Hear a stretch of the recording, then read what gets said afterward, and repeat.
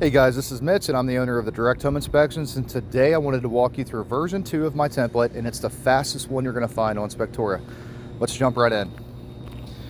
So inspection details, it's not overwhelming. They don't need to know the age of the structure and all of that. That's not my job to tell them how old that structure is. They can look in the county documents, auditor's website. They can look that stuff up, but I just have basic stuff: in attendance, client, family, tenant, listing agent, occupancy, style, and services.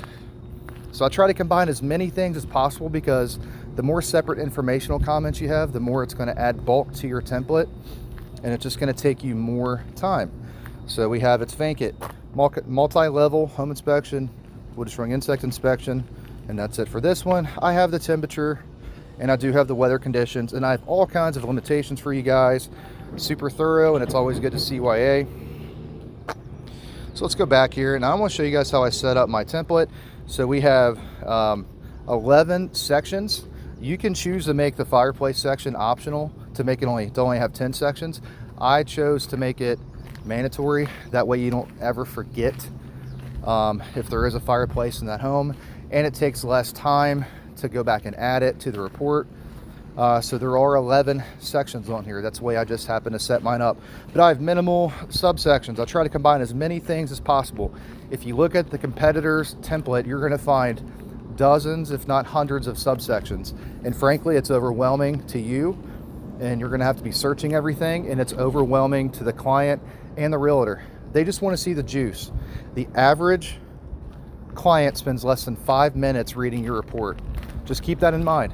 Now, my report is plenty thorough, and I'm going to show you exactly how thorough it is, but it's not overwhelming. I try to combine as many defects as possible. I have over 1,200 narratives. You do not need 5,000 narratives. At least you do not in Cincinnati, Ohio. Now, we have a little bit of everything. We have houses on slabs here, we have basements, and we have crawl spaces. So I have a little bit of everything for those guys in Florida and down south, you name it. So let's jump right in. This is a big subsection here, and I just list what the house has: front porch, patio, pergola, deck, whatever. And I'll show you something else that saves a lot of time. If you look at guys' reports, they'll have 20 separate defects for a deck. Now for me, what I like to do is do deck-defects. Deck had the following defects. You type them in. It already has recommend further evaluation by a qualified deck contractor. You put your pictures in and you're done. And you can change the severity. So I have minor, moderate, and major. Or I'm sorry, significant. I don't like to use the word major. So just depending on the deck, you type in your defects, like post in contact with the soil, corroded, rusted hardware, you name it. Throw it in there. If you do want to break everything up, I do have plenty of deficiencies, whether it be column dash defects, deck bowing, joist hangers, ledger board through brick veneer, marginal condition. That's one I use a lot. Just one for paint sealant needed, rotted boards. Now another big one that'll save you time too is this defect right here: concrete dash deterioration. You don't need, I do have narratives for different concrete structures like the driveway, patio, you name it, but I usually try to lump everything into this and then change the severity based on how big of a deal it is. Cracking, deterioration, sloping, and or settlement of the concrete was observed in one or more areas. And you can put in the location there what exactly the problem is, and you put your picture in there. Sorry guys, I'm on airplane mode, so I can't get any phone calls to interrupt this, but there's pictures in there, and you move on. You don't have to be hyper specific for every problem. And let me show you a great example of that. Let's go to plumbing.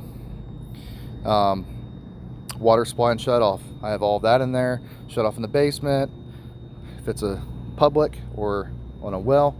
But this is one of my most commonly used deficiencies. And also real quick too, I put my most commonly used deficiencies at the top, and then everything below that is alphabetically organized all the way down. Drain line, pipe size reduction, plumbing disconnected, improperly terminated, lead pipe loose, you name it. It is all in there, guys. I can promise you that.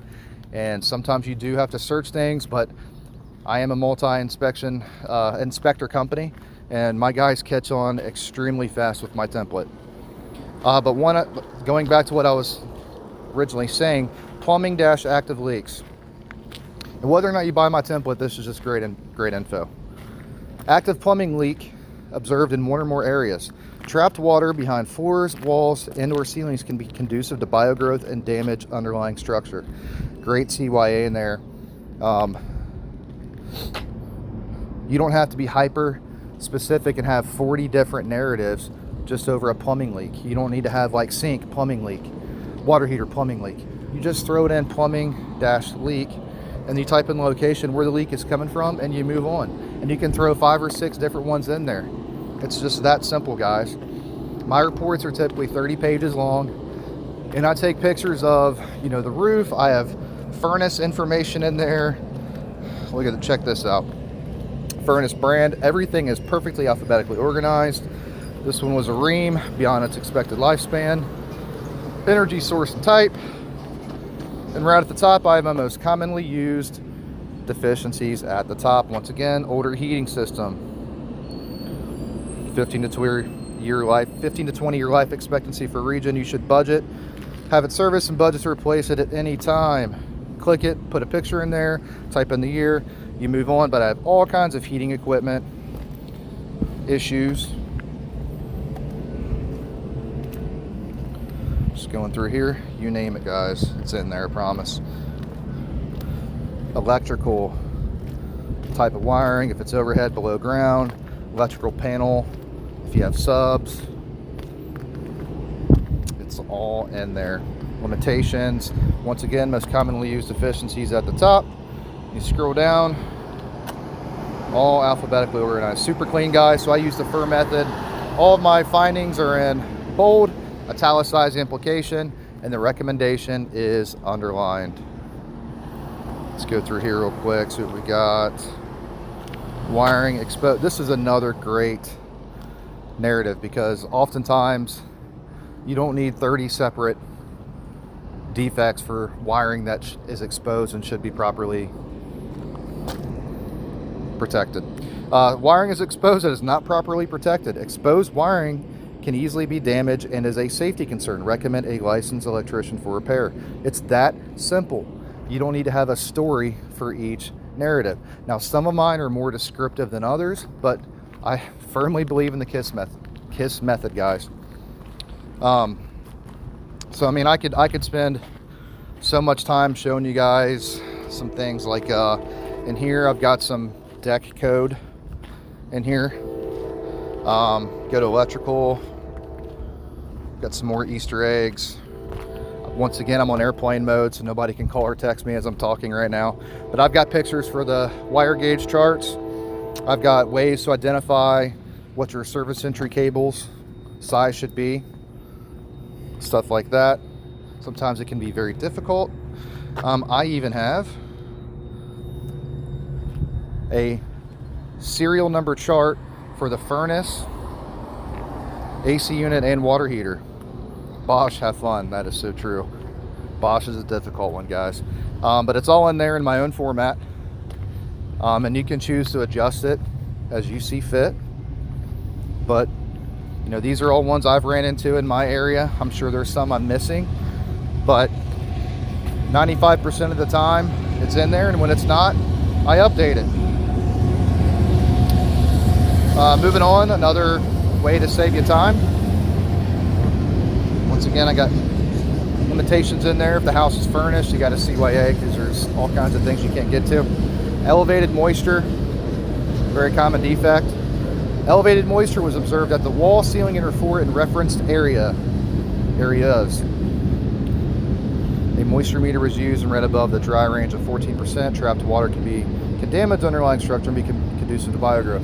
That's very important too, because you know, it's impossible to tell if there's mold there unless you're doing an air quality test or something like that, or if it's right in front of your face. You know, it's just a CYA, guys. Once again, you put your pictures in there, you move on, and that covers you for ceiling, floor, and walls, so you don't have to have separate ones for each one. Another big common one too, you know, ceiling stains dry at this time. That's just a good CYA. If you see any dry ceiling stains, you can take your pictures and show that it is in fact dry. Another big one is drywall plaster damage. Damage or substandard repairs to the drywall, plaster, and or paneling was observed in one or more areas. Recommend repairs needed. And you can change the degree of that, once again, minor, moderate, significant, based on your findings.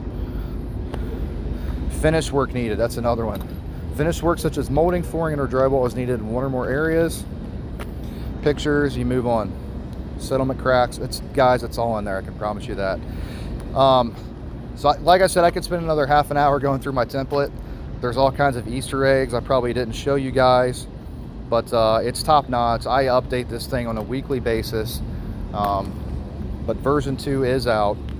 It'll save you at least 15 to 20 minutes on your report if you're a newer inspector.